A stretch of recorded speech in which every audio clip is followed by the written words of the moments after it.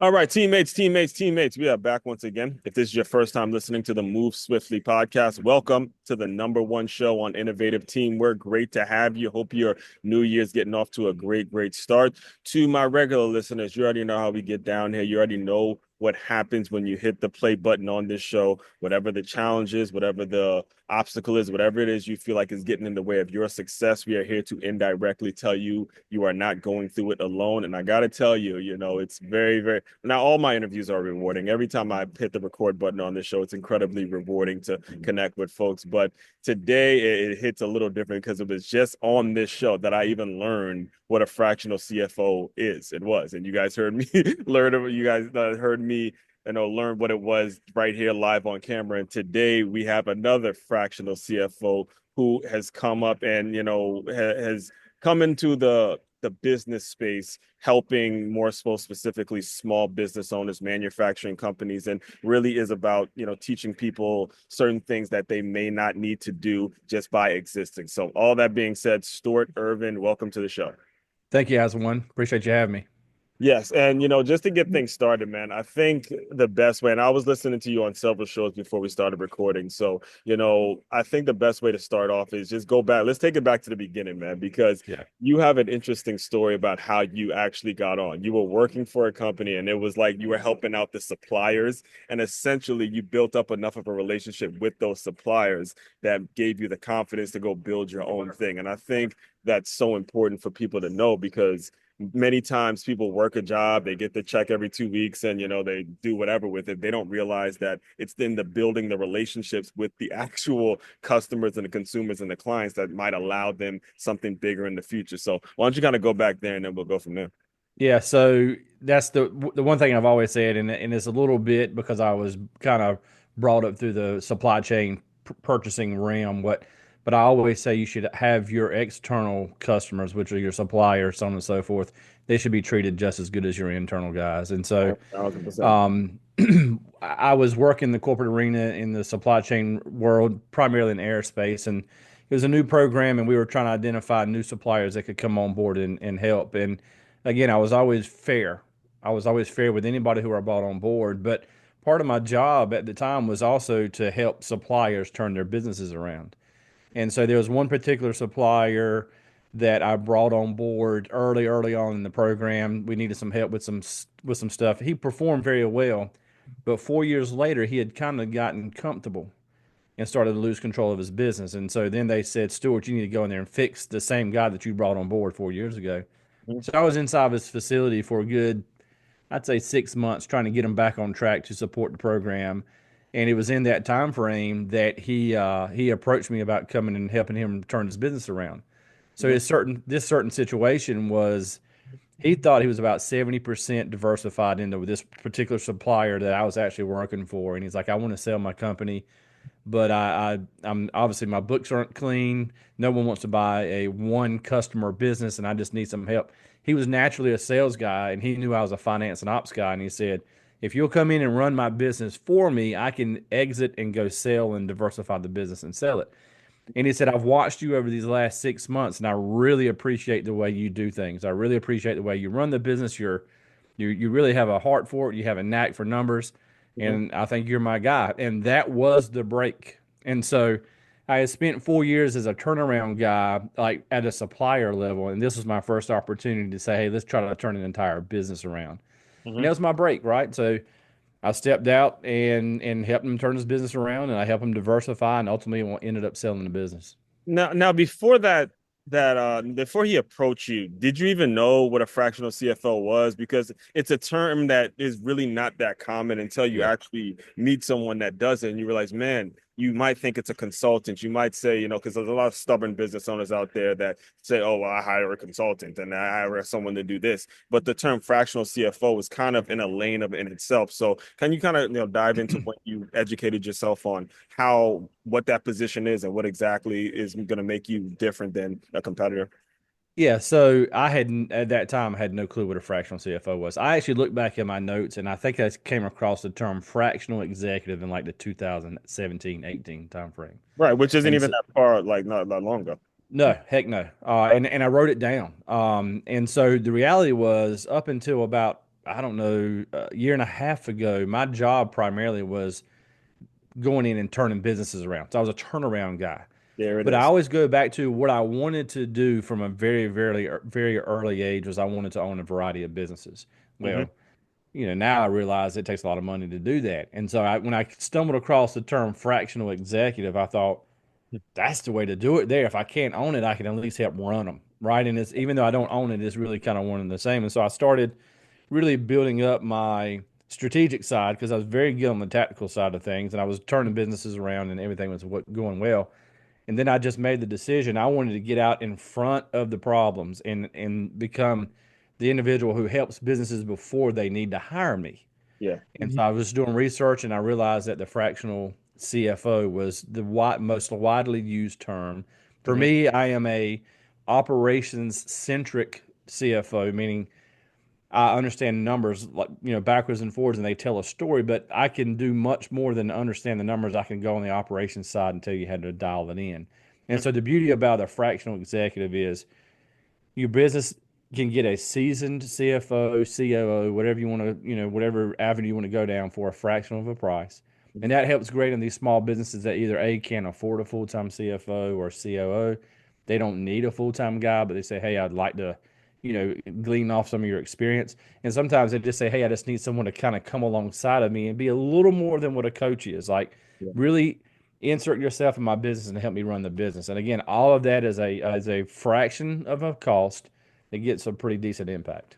Yeah, and on that point of wanting to own multiple businesses, guys, you got to understand there's a lot of credence there. Some of the greatest business minds in the world, whether it's the Warren Buffetts, the Robert Kiyosaki's, you insert the name, whatever owner you like, they weren't just one business. They knew how to manage a lot of different things because they stayed in their lane and their principles, I'm gonna say it again, the principles remained the same and the system was intact. And I come from the sports background. One of the things that actually really drew me to your work is I like the logo with the X's and O's, and Mm, you're really heavy into sports. You're a big sports fan. And my first job out of college, Irvin, I was a college scout for a company named National Scouting Report. So the way the company worked is they would, because it was commission work, they would basically tell you, know that the people that you're recruiting have the money and then go recruit them. So the reason it didn't mm, work out with me and them is because I would actually go to games not knowing anybody, go see who can play,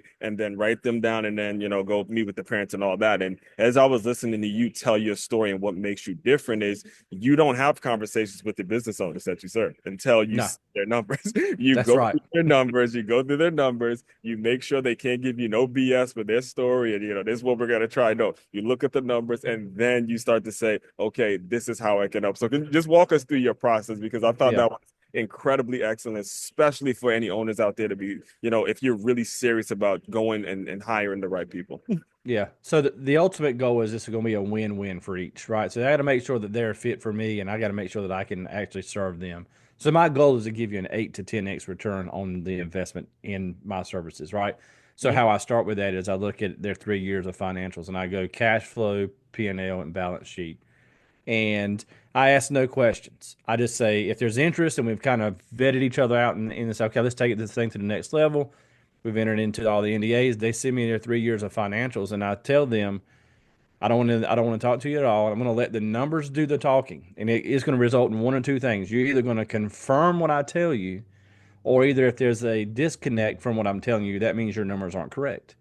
Either way, it's a good jumping off point, and so that's what I do. I do an analysis, and basically Mhm. I meet with when we kind of do our first face to face or really kind of get into okay, this is going to move forward.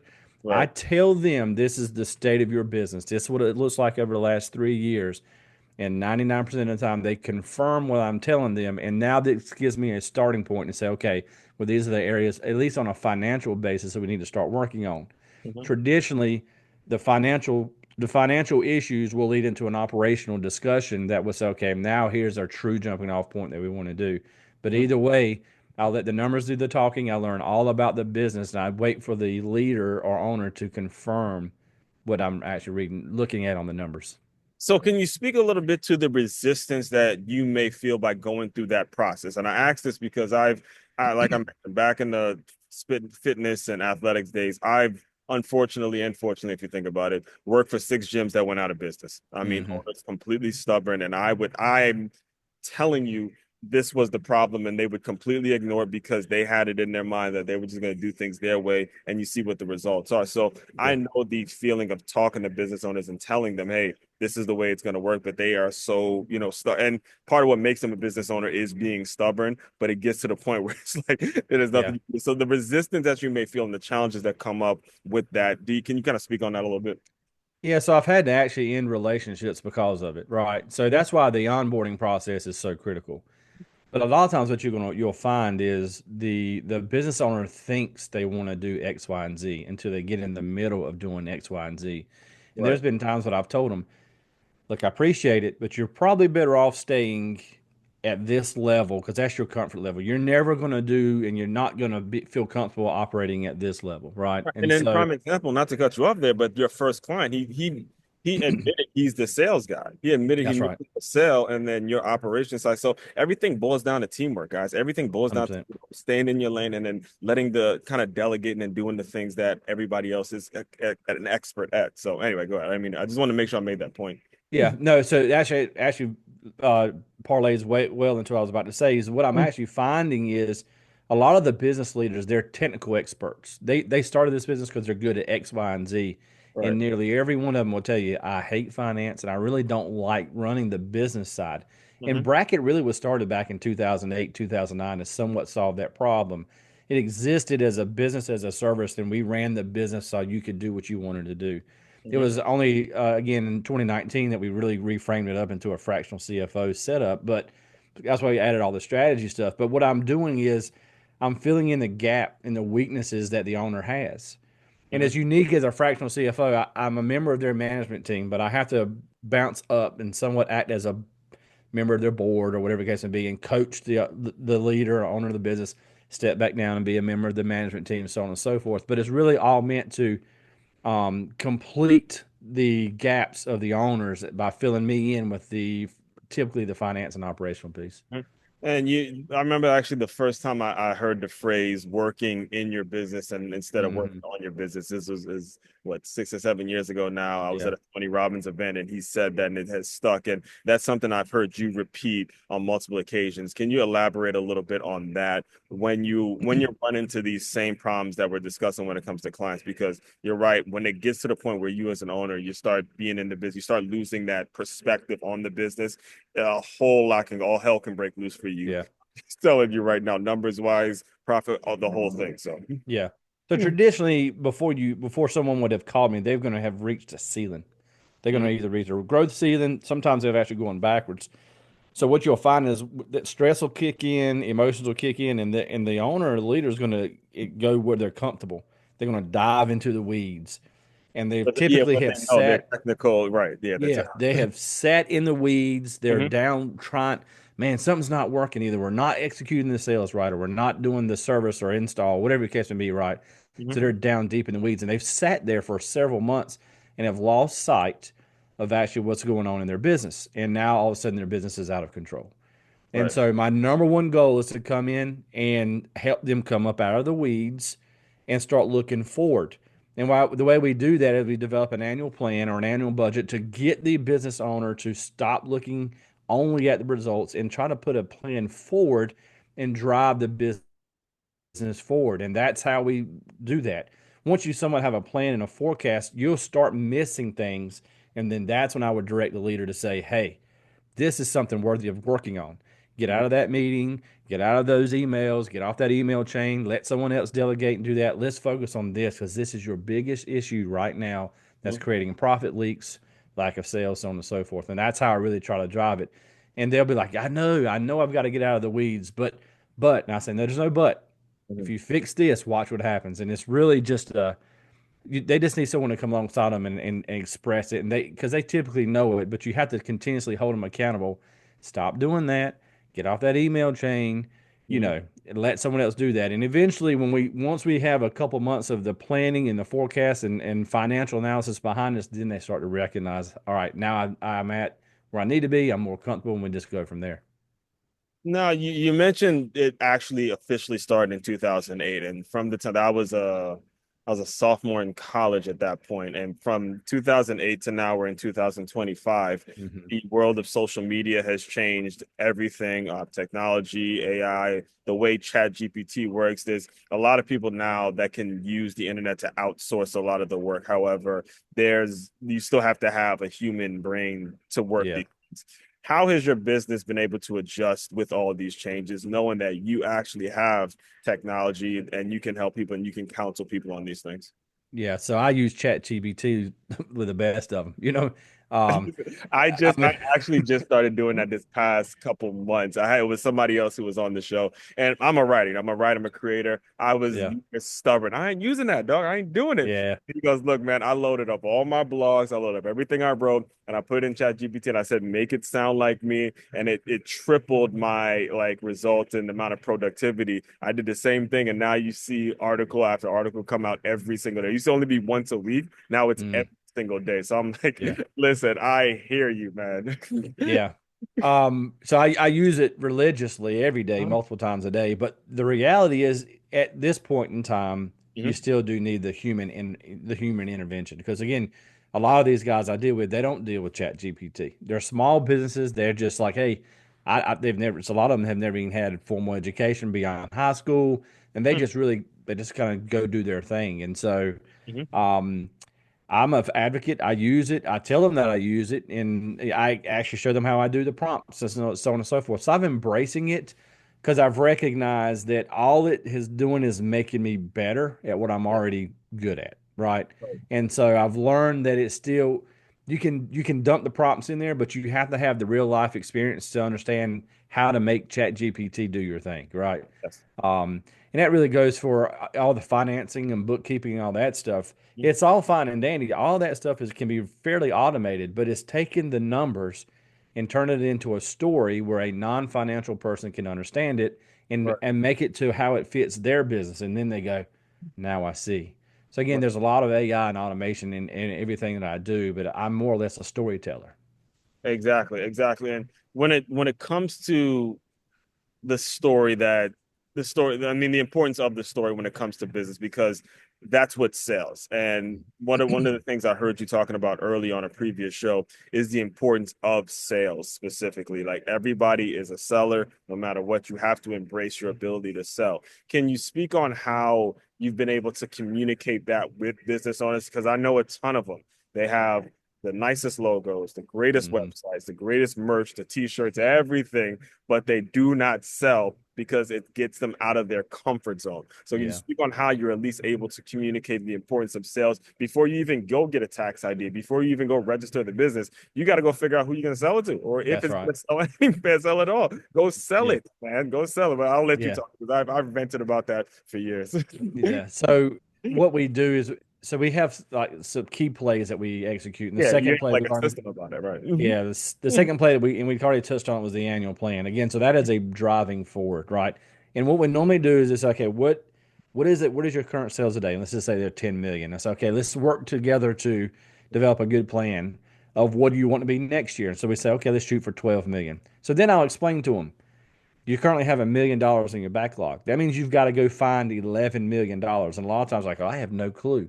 So that's when we get into the conversations of the SWOT analysis. We go in through your niche, making sure you have your niche defined. What's your unique offering? Because our goal, which is play number three, is to develop a 2 to 3x sales funnel, which most of them have never heard of a CRM or a sales funnel or anything. And I'm telling them, if you want to be 12 million, it's not going to happen by chance.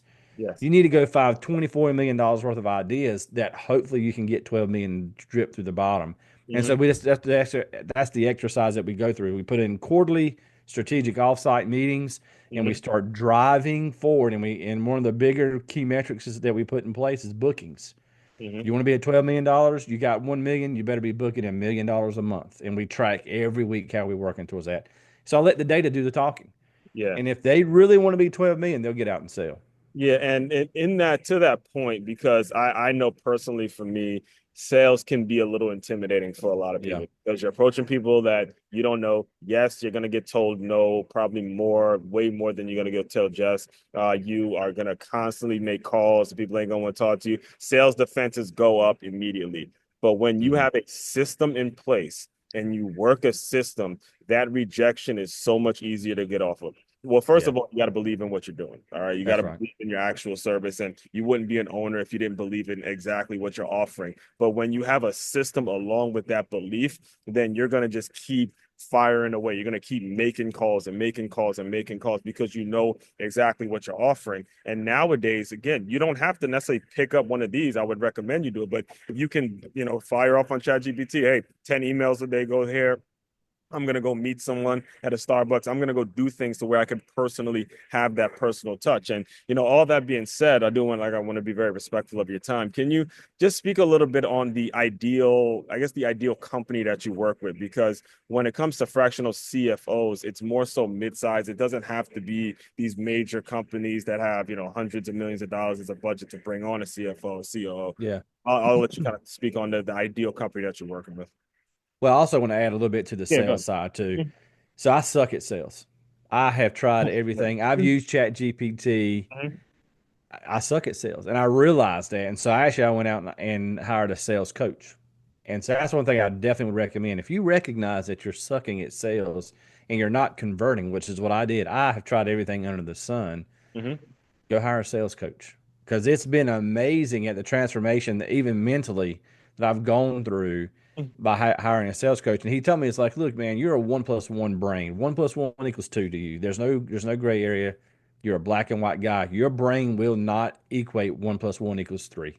That's the creative portion that you're missing in your brain. So if Listen, you're the judge sustain. If I had to go sustain, you're yeah, not good at something, go hire a damn go coach hire. and then go hire a coach. Why not? Yeah. I mean, you got to admit it. If you really serious about your business, go hire a coach and get better at it. Yeah. Man, thank you for adding that. And they're reasonably priced. I mean, obviously you got some guys that are out there, but go hire a legit business coach, a sales Mhm. coach that can help you fill in the gap. Not some marketing people. No, a legit person that's going to put you through the paces for you to understand. I mean, again, understand your market dominating position, understand who identify all your clients, your target clients, which we get into now, and then Right. you can really put a whole plan in place. And so for me, my target client is a manufacturing company, Mhm. less than 30 million, so between 1 to 30 million in sales. Right. But the biggest kicker is the owner must want to grow. They must want to grow. If there's no desire to grow, then the relationship will not work. And Yes. so there's been, again, too many times where it's like, I think I want to be X. Now you need to be for sure that you want to be X. And I can help you make sure you maximize that. So again, the manufacturing sector, between 1 to $30 million, we're good to go. All right, so folks, what we just witnessed again is an example of, first of all, knowing what you're good at, but secondly, knowing exactly who you want to serve, knowing your avatar. You guys have heard me, the regular listeners at least have heard me talk about that on multiple occasions. Knowing your avatar to the point where you know exactly how much they're making, what it is they want to do, and you can spot the person. You don't have to be, and to be 100% honest with you, sir, you don't have to be great at sales if you Mm. have the mindset of knowing exactly who you're going to want to serve, because the person that you're talking about, you don't want to come off as salesy. You don't want to come off as oh, I just want to get this money from you. You want to come off as a genuine person, like you just mentioned. You're making this amount. Whoever's listening to this right now and heard that number, they're like, oh, that's me. We Yeah. talking to me. You ain't even telling me. That's my boy right there. Yeah. And you have that mindset, you really won't have to be uncomfortable in an uncomfortable, sleazy sales conversation. It's when you start veering off and trying to catch people and play games with people, that's when everything goes out of whack. So I commend you for knowing your numbers and knowing exactly who that avatar is. I cannot Yeah. stress the importance of that. So, all that being said, you sort of already mentioned this a little bit. Can you just tell people a little bit what's next, what's coming down the pipeline, what's the future hold for the company? Yeah, so we've talked a lot about on other shows or whatever, but we talk about the 6 key plays of business. And so what you're going to see in the future is I'll tell you the sports stuff, man. The sports analogy. I yeah, loved it. As I was listening to you, I man. love it. I love it. Yeah. And so you're going to see that really come to the forefront. So part of what I'm working with the coach is really defining and finalizing those plays, and you're going to see more of that in the future. Right. Try to make it a little more of a operating playbook per se, and we're finalizing that. So that's really what the future holds. It's going to continue to grow. Hmm. Again, you may see some operating system stuff come out that are a little bit come out of the bracket arena. Okay. But again, it's really the plays that I've used over the last decade, 15 years of once I got a business healthy, what was the main focus that we worked on after that, which was play six, which is value creation. So it's really kind of a twofold deal of getting your business healthy through plays one through five, and then play six is about creating value in your business. And what is the best way for people to get in touch with you if they would like to hear more? So I'm super active on LinkedIn, Stewart Ervin, Ervin, or you can check my website out, Bracket MGMT, which is short for management, bracketmgmt.com. Great. And all of that will be included in the show notes as well. So, Stuart, the final thing I do to close out all the shows is want you to use your imagination a little bit. You are back to, I guess, 2004 time. You're helping out this supplier. He's seeing the way you work. You're not really sure what's going on next. So I want you to pretend that that version of Stuart has come into the Zoom room. Give him some words of encouragement, and we will officially close. Yeah. So the words of encouragement is you're going to have a long road. You're going to screw up a lot, and just understand that every failure is actually going to make you better. And Yeah. that's not cliche. It's for real. So just stick with it, learn, pick yourself up, just dust your knees off and keep grinding. And the mic officially drops with that. Everyone out there, fellow teammates, continue to move swiftly. We will talk more soon.